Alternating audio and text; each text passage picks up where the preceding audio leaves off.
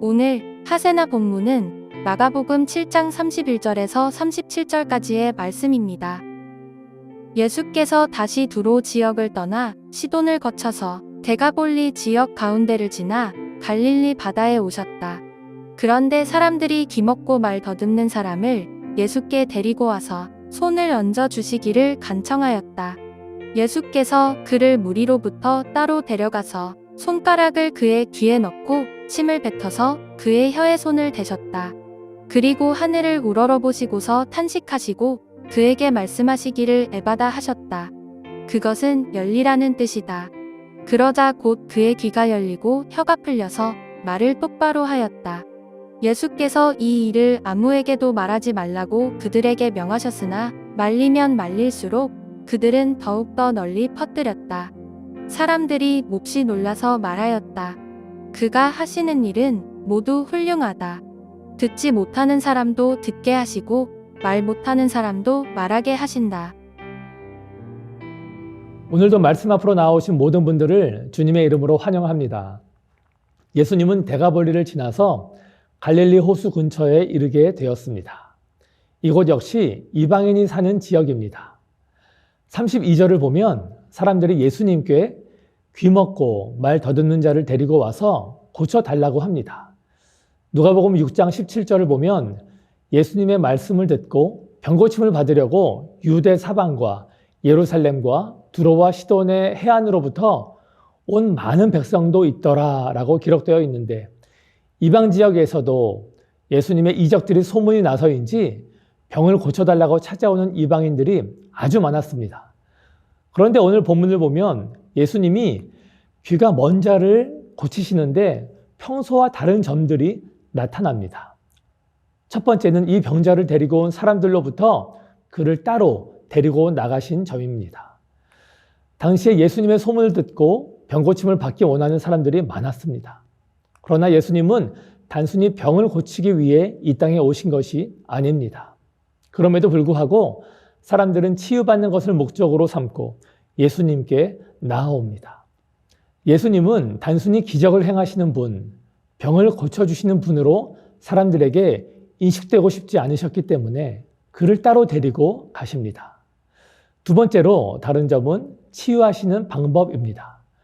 어제 본문의 수로보니게 여인의 딸은 만나지도 않고도 딸의 귀신을 내쫓아 주셨었고, 말씀만으로도 질병을 깨끗게 하신 적이 많았었는데, 오늘 본문의 병자에게는 여러 특이한 행동을 하십니다. 손가락을 양쪽 귀에 넣으시고 침을 뱉어 그의 혀에 손을 대십니다. 그 모습을 상상해 보면 정말 기이한 방법이 아닐 수 없습니다. 왜 예수님은 말씀만으로도 그 질병을 고치실 수 있으셨는데 그런 방법을 쓰셔야만 했을까요? 그렇게 해야만 그 사람의 질병은 고쳐질 수 있었던 것일까요? 이 질문의 답은 우리가 그 귀가 멀고 말 더듬는 자의 입장이 되어야만 알 수 있습니다. 한번 여러분이 그 귀먹은 자라고 생각을 해보시면 좋겠습니다. 만일 예수님이 다른 병자들과 같은 방식으로 그의 병을 고치셨다면 어떻겠습니까? 중풍병자를 고치실 때처럼 내 죄사함을 받았느니라 라고 하시거나, 어제 본문의 수로보니게 여인처럼 내 믿음이 크도다, 내 소원이 이루어졌느니라 라고 말씀하셨다면 이 사람은 어떻게 느껴졌겠습니까? 여러분, 이 사람은 어떤 병을 갖고 있는 사람입니까?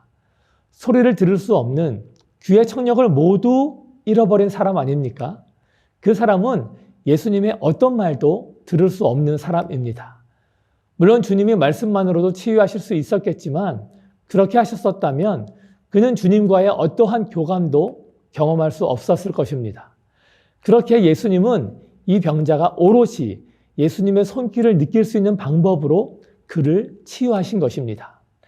예수님이 자신의 귀에 손을 넣으셨을 때 생생하게 주님이 자신을 위해 일하고 계신 것을 느끼지 않았겠습니까? 예수님의 손이 자신의 혀에 닿았을 때 어떤 감정이었겠습니까? 그 누구도 자신을 위해서 그런 수고와 정성을 행한 적이 없었을 것인데, 예수님이 나를 고치기 위해서 하시는 그 행동 하나하나가 얼마나 특별하게 느껴졌겠습니까? 예수님은 단지 이 병자의 병을 고치는 것에 목적이 있으신 것이 아니라 그를 인격적으로 만나시고 또 예수님의 손길을 경험하게 하시고 싶으셨기 때문에 그를 무리로부터 떼어내시고 이런 구별된 방법으로 그를 대하신 것입니다. 저는 이 병자를 고치시는 예수님을 보면서 예수님은 우리 한 사람 한 사람과도 정말 인격적인 교제를 하기 원하시는 분이라는 사실을 다시 한번 깨닫게 되었습니다. 우리가 얼마나 다양한 생각과 성향을 가지고 있습니까? 자라온 환경과 배경, 세상에서 겪은 아픔과 상처, 두려움과 무력감 등 각 사람마다 가지고 있는 고유의 특성이 있음을 너무나 잘 아시는 주님은 이와 같이 우리를 있는 모습 그대로 존중하시고 배려하시는 섬세한 분이십니다.